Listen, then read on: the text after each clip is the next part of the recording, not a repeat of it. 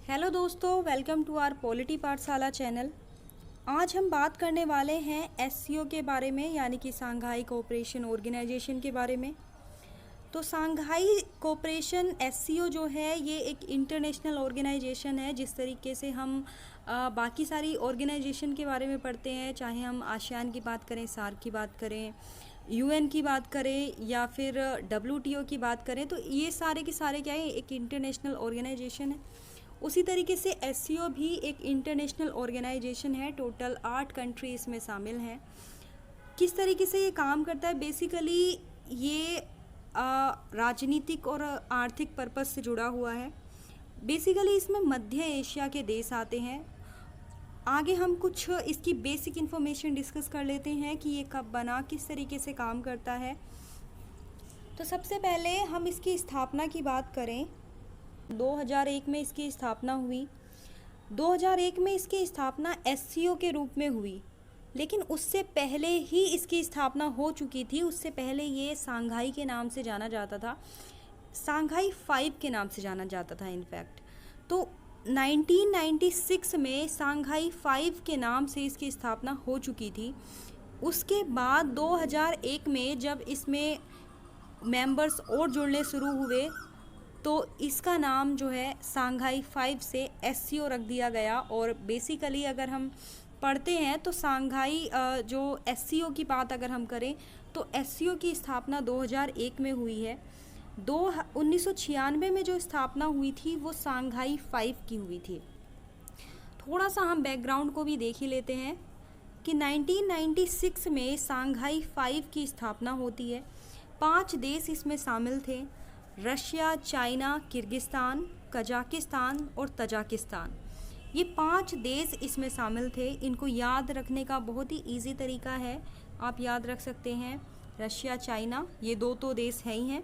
इसके बाद किर्ग, तजा, कजा, इस तरीके से हम इसके 5 नाम याद रख सकते हैं। बेसिकली ये मध्य एशिया के देश हैं, चाहे हम किर्गिस्तान, तजाकिस्तान, कजाकिस्तान इन सबको पढ़ें तो ये मध्य एशिया के देश हैं। लेकिन 2001 में इसमें एक देश और आके जुड़ जाता है, उज्बेकिस्तान। और उज्बेकिस्तान जब इसमें 2001 में जुड़ता है तो इसकी एक नए तरीके से स्थापना होती है 2001 में, और टोटल 6 देश इसके अंदर हो जाते हैं। लेकिन अभी हमने क्या पढ़ा है कि 8 देश हैं। इसमें भारत भी शामिल है, पाकिस्तान भी। तो दोस्तों अगर हम भारत की बात करें तो भारत और पाकिस्तान दोनों ही 2005 में एससीओ के पर्यवेक्षक बन गए थे। पर्यवेक्षक मेंबर जो होते हैं इंटरनेशनल ऑर्गेनाइजेशंस में, तो 2005 में ये पर्यवेक्षक बने थे और 2017 में फाइनली ये एससीओ के मेंबर बन गए। लेकिन हमें फ़ायदा क्या है एससीओ में शामिल होने का? आखिर हम क्यों जुड़े हैं एससीओ के साथ? तो सबसे पहली बात तो ये है कि ये मध्य एशिया के देशों का एक ऑर्गेनाइजेशन है जहां हमारी पहुंच कम है। तो यहाँ पे हम थोड़ा सा इसको पढ़ते हैं। आर्थिक सहयोग सबसे बड़ा एक मोटिव है हमारा एससीओ में शामिल होने का। एससीओ भारत को मध्य एशियाई देशों के साथ आर्थिक सहयोग बढ़ाने के लिए एक मंच प्रदान करता है, जिनके पास प्राकृतिक संसाधनों का विशाल भंडार है। प्राकृतिक संसाधन इनके पास गैस, ऑयल भरपूर मात्रा में है यूरेशियन देशों के पास।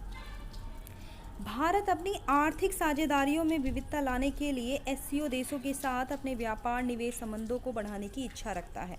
तो पहला मोटिव तो ये है कि हम मध्य एशिया तक अपनी पहुंच बनाना चाहते हैं, उनसे अधिक से अधिक अपना लाभ लेना चाहते हैं। क्योंकि किसी भी देश का सबसे पहला जो मोटिव होता है वो होता है उसका राष्ट्रीय हित। तो हम अपने राष्ट्रीय हित को अगर हमारा मध्य एशिया के देशों के साथ हमारा अच्छा संबंध रहता है तो पहला फ़ायदा तो हमें ये है कि वहाँ से हमें जो प्राकृतिक संसाधन है, वहाँ के ऑयल हो चाहे गैस हो, ये हमें सस्ती मात्रा में और इजीली मिल जाएंगे। दूसरा पर्पज़ ये है कि आतंकवाद से लड़ने के लिए हमारी बहुत हेल्प हो सकती है। अब वो कैसे कि एससीओ ने 2004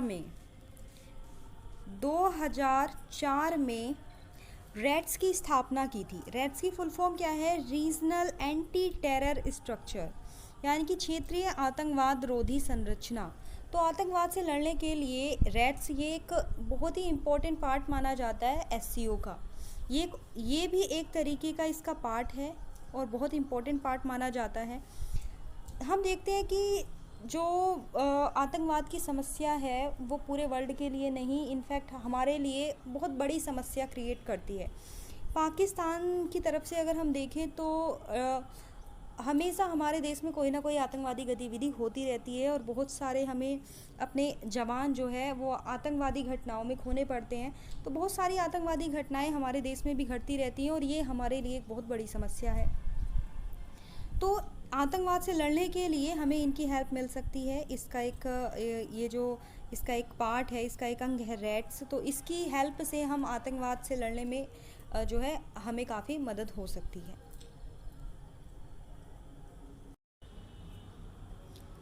लेकिन वहीं दूसरी तरफ हम बात करें तो क्या वाकई एससीओ में जुड़ना हमारे लिए बहुत बड़ा बेनिफिट का काम है? तो अगर हम इस पॉइंट ऑफ व्यू से देखते हैं तो इसमें दो मेंबर ऐसे हैं, चाइना और पाकिस्तान, जो कि हमेशा से हमारे विरोधी रहे हैं और आगे भी विरोधी ही रहेंगे। और इनके आपसी हित या आपसी मुद्दे बहुत अलग अलग रहते हैं। इनकी बहुत से मंचों पर बहुत से मुद्दों पर ये कभी साथ में आते ही नहीं हैं। वहीं अगर हम बात करें चाइना की एक महत्वाकांक्षी परियोजना belt and road initiative BRI, तो चाइना चाहता है कि अपने इस प्रोजेक्ट के थ्रू पूरे वर्ल्ड को एक साथ जोड़ना चाहता है।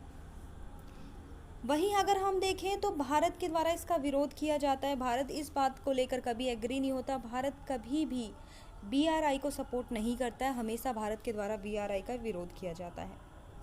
और बहुत से मुद्दों को लेकर चाइना और इंडिया कभी साथ में आते नहीं हैं। दूसरी तरफ अगर हम पाकिस्तान को देखें तो पाकिस्तान पूरी तरीके से हमारा विरोधी है। वो किसी बात में हमारे साथ नहीं आता है। अगर हम बात करते हैं कि टेररिज्म को हम ख़त्म कर पाएंगे, तो टेररिज्म का सेफ पनाहगार तो खुद पाकिस्तान है। पाकिस्तान को सेफ हेवन की संज्ञा दी है आतंकवादियों के लिए डोनाल्ड ट्रंप ने। तो सबसे ज़्यादा आतंकवादी जो हैं वो पाकिस्तान के अंदर ही रहते हैं। तो पाकिस्तान खुद उन्हें प्रोटेक्शन देता है। तो आतंकवाद के मुद्दे पर वो कभी साथ में आएगा ही नहीं। सबसे ज़्यादा नुकसान उसी का है।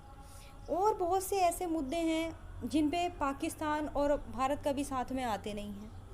तो एक ऑर्गेनाइजेशन के अंदर रहते हुए उसके मेंबर्स अगर अलग अलग मुद्दों पर किसी मुद्दे पर सहमत ही नहीं होते हैं, अलग अलग अपना व्यू रखते हैं, अलग अलग रास्ते पे चलते हैं, तो वो किस तरीके से कितना सफल हो पाएगा।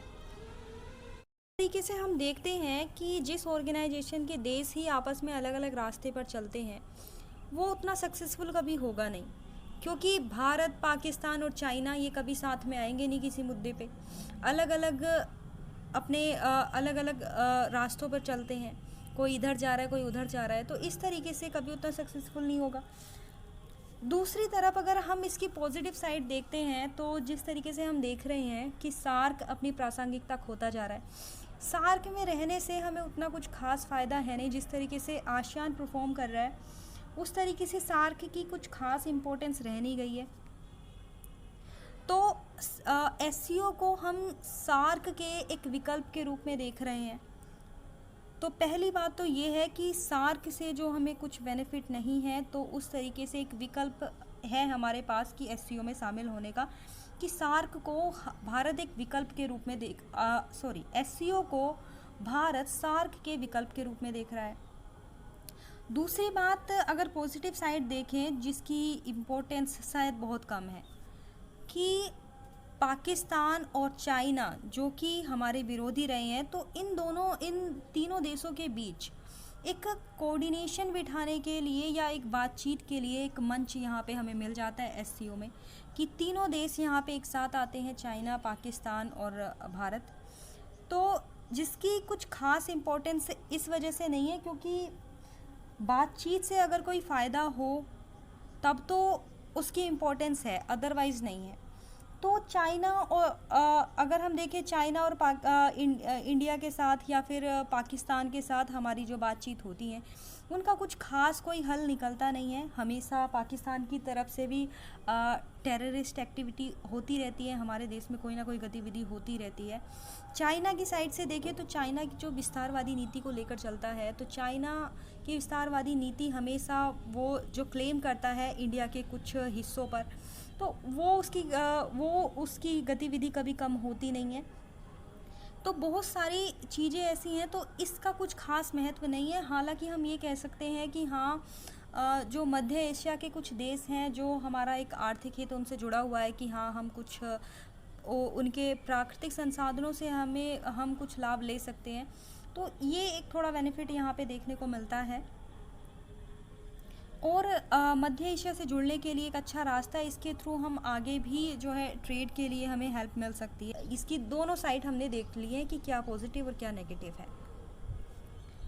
अब हम इसके बारे में थोड़ी सी बात कर लेते हैं। इसकी जो समिट हुई है, summit exam point of view से बहुत इंपॉर्टेंट होती हैं, तो थोड़ा सा हम समिट के बारे में। समिट इसकी हर साल एक समिट होती है।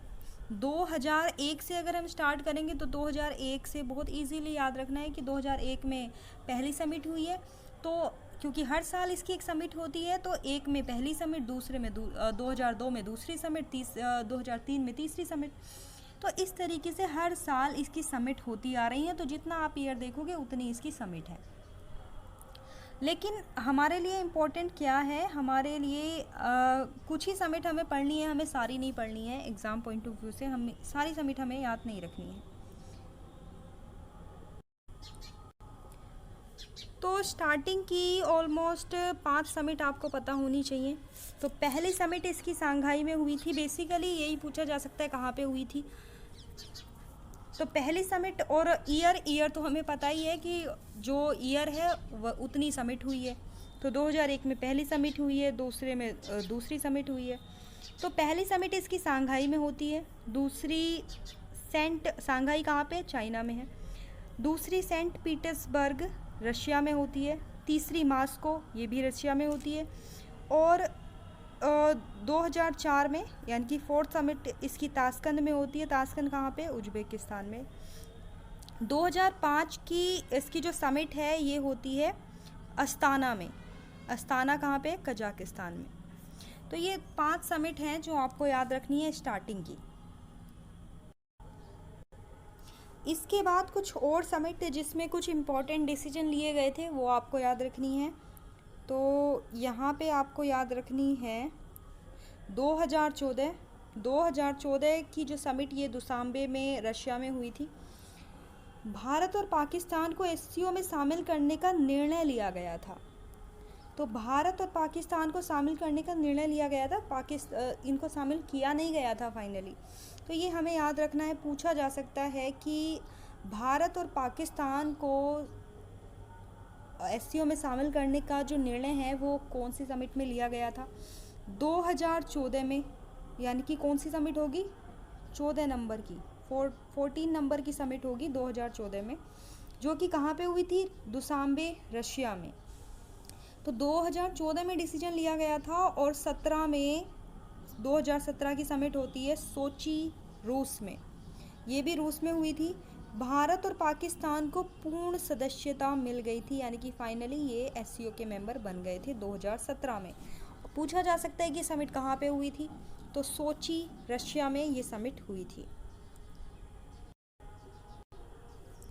इसके बाद आपको याद रखना है 2021 की समिट, क्योंकि ये इस वजह से इम्पोर्टेंट है क्योंकि ईरान को शामिल करने का निर्णय लिया गया है इसमें, कि ईरान को हम एससीओ में शामिल करेंगे। ईरान इसमें एससीओ में शामिल होना चाहता है। ईरान का एक बहुत बड़ा मोटिव है इसके पीछे।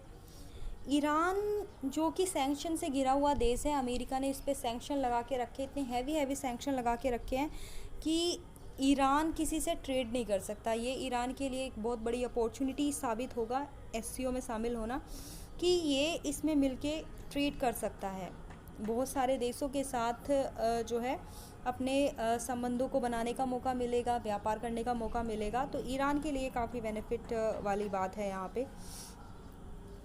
दूसरा तो 2021 में ईरान को शामिल करने का निर्णय लिया गया है। ईरान अभी फाइनली इसका मेंबर नहीं बना है और ईरान इसका मेंबर बनने के बाद इसमें 9 सदस्य हो जाएंगे।